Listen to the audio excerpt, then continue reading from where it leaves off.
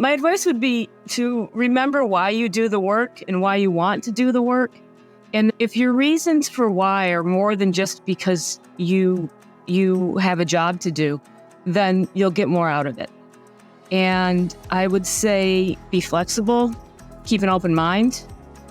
Don't be afraid to admit that you're wrong and get lots of input from lots of people and listen. And I think say the thing out loud, that the idea that you might have. As you know, that's how National Rural Health Day came about, right? I said, hey, why don't we have a day for rural health? And everybody said, it's a great idea. And I said, really? Is it? And here we are this many years later. But, say the thing out loud, even if it seems outlandish.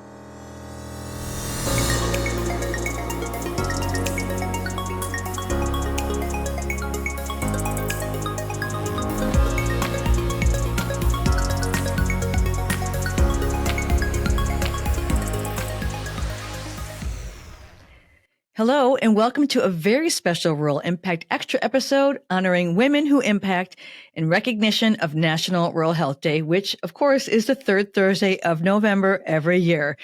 I'm Michelle Rathman, and I mean it when I say, and I really do, I'm grateful to have you join us, and I'm so appreciative for the shares, the comments, and the nice notes that we're getting from listeners. Again, I really do appreciate you.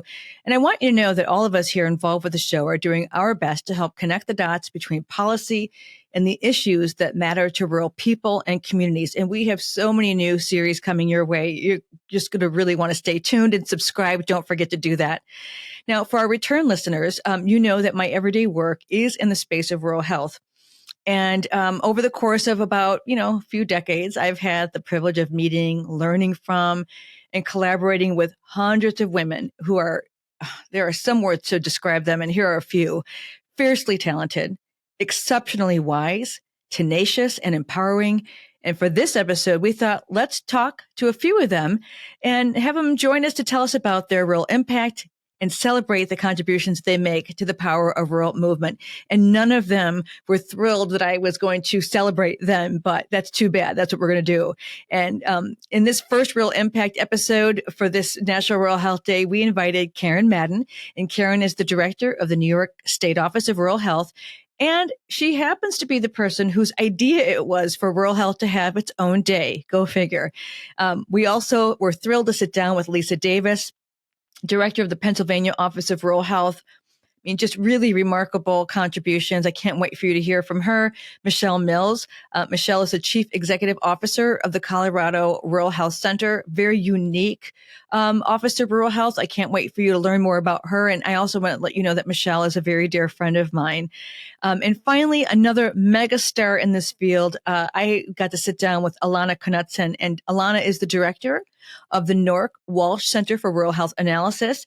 And as I said, each of them sat down and they were gracious with their time to share some of their insights. So with that said, I invite you to get comfortable and get to know these four women who impact. Let's go. I am so thrilled to be joined by Karen Madden, director of the New York State Office of Rural Health, and that's housed within the New York State Department of Health. And I am especially, and I mean that, excited because Karen is kicking off our very special episode dedicated to women who impact. And we're doing this in recognition of National Rural Health Day. Real quick, though, but for those of you listening who don't already know this, Karen was the brains behind the idea that rural health should have its own day, and she knows that I agree with that. Karen Madden, one of my favorite women who impact, welcome. We're so glad to have you here today. Thank you, Michelle. Thank you for having me. It's an honor. Well, all right. So we're having conversations with women who impact. I tell people I name this company Impact and the podcast Impact for a reason. We make an impact, whether it's positive or negative, and you certainly do. I want people to know all about the work that you're doing there. But first, I want to ask why this work. I mean, rural health is a very specific area within this entire industry. So why rural for you? What got you hooked, if you will? Well, there's a short answer and a long answer to that. So I'll focus on the short answer for you. Honestly, I finished grad school with a degree in health policy and needed a job, and the Office of Rural Health was the first job offer that I received. So it was pretty simple, but I figured too, I grew up in a rural community in upstate New York, and I knew that I wanted to work in a place that worked on access to healthcare issues. So it kind of seemed, even at that young age, that would be a place where I could at least begin to try to do that. I quickly found out that it was my place, and I found my professional home at a very young age and an early point in my career. So I was very fortunate to be able to do that. But really the answer is, and the reason I wanted to work on healthcare access issues was because I don't think that your access to healthcare should be determined by the place where you live or the place where you're born. So it's pretty simple, really. Rural health, and there's lots of ways to do that work, but rural health it's very, very special, and it's very unique, and it's compelling. And over the course of my career, I've had the opportunity to work on many, many different issues that impact access to care. And I've been able to do that with policy leaders, both at the local, state, and federal levels. And I've, and particularly with the national work that you and I have done together, I've hopefully been able to have a little bit of an impact, but I've also been able to work with really, really smart and intelligent and mission-driven people. And that's very rewarding. And I'm also very, very fortunate to call many of them really good friends. So that's why rural health. Isn't that the truth? It's a family. And,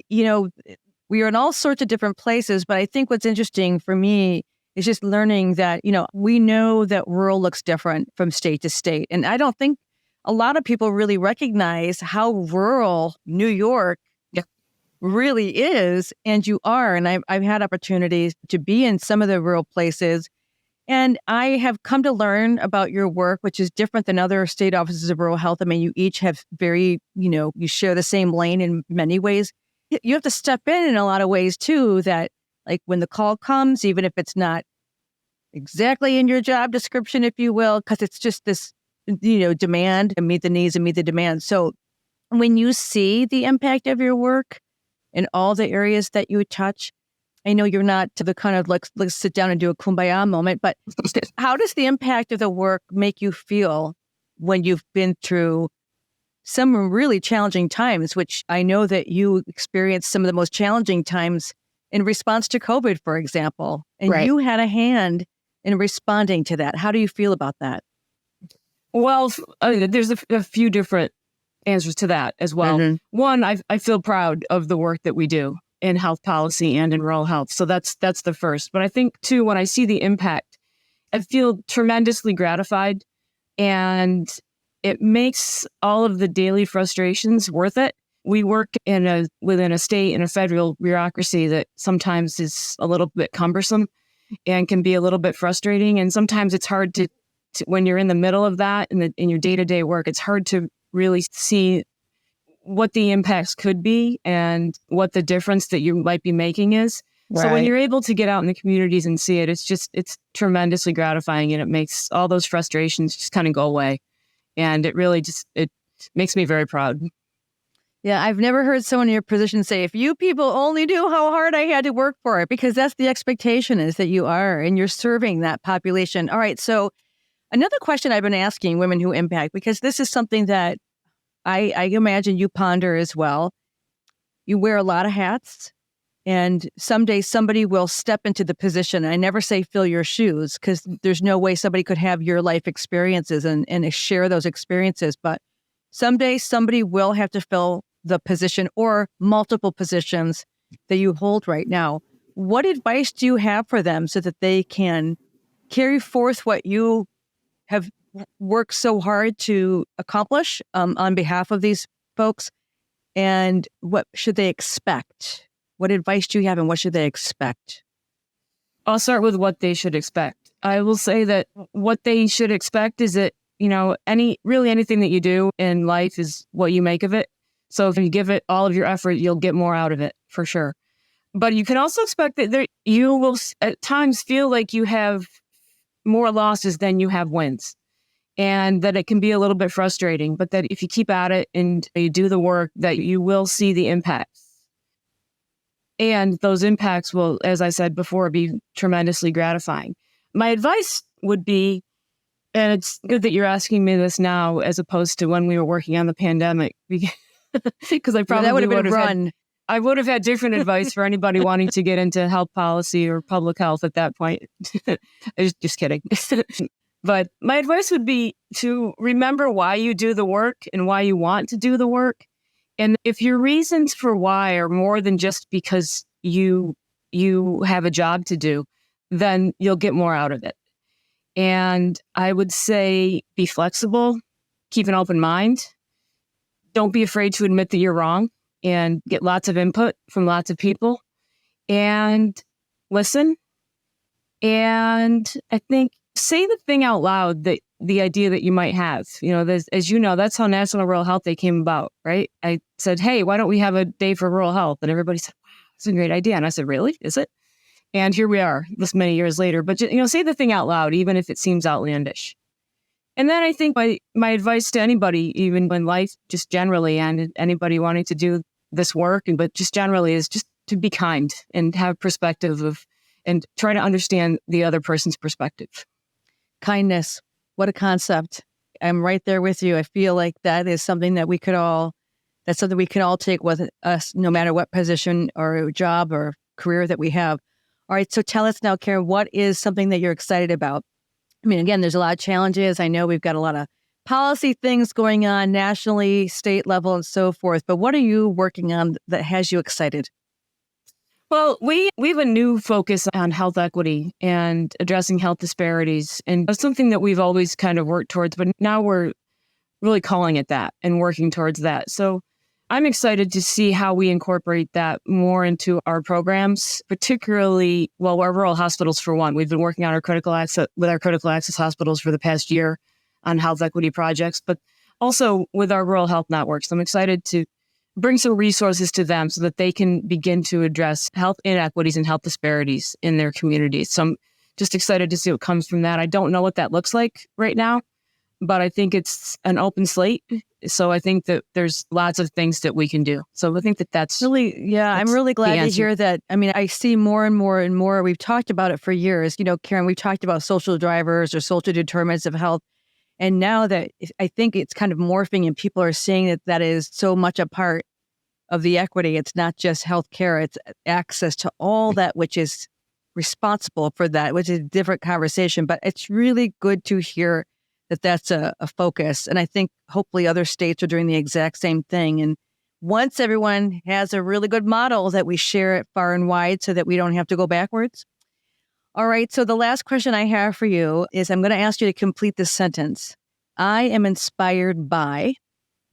In my work, I'm inspired by the people who do this work in rural communities. It's not easy work. And the people that I work with around the state and people I've seen doing this work in other states at the community level are very, very driven and committed people. And they are innovative and they're resourceful and they do this work for the right reasons. And it's often frustrating for them, but they make a lot of impact in their communities. So I'm really inspired by them. The work that I do at the state level is a little bit, it's a step or two removed from what they're doing at the community level. We develop the policy and we have the programs and we provide the resources and the technical assistance for them. And one thing that I've tried to do to make their jobs easier is to give them as much flexibility as possible. We work in a bureaucracy and we have statutes and we have regulations, but I always tried to design our programs so that they have the maximum flexibility to be able to adjust to meet their community needs and to be innovative, because needs are different from place to place, and successful solutions are different from place to place. So we've always tried to give them the flexibility so that they can be innovative to meet their community needs. And I hope that I don't know that we've always been successful in doing that, but I think sometimes we get it right. That's my hope. Yeah, I think that's a great way to end this, because this podcast, our tagline is connecting the dots between policy and rural everything. And as we end each episode, we want to remind folks of that. What your policy work does makes possibilities for people. And I really think it's important for us to understand the women and the men, the people who are behind this work, and you being the person who believes that rural health needs a day of its own. And look, what was the mission when we were working together transform a moment into a movement. And That's right. dare I say, I do believe that has been accomplished. So congratulations. Karen, it's always great to see you. Reach out anytime. We're glad to have you back to talk about policy. That's my favorite subject, believe it or not, besides anything doodle. But other than that, Karen, thank you so much. Happy National Rural Health Day to you and to everybody. And we'll talk to you again on a new episode of The Rural Impact. Thank you, Michelle. And thank you for all the work that you do as well. Thank you.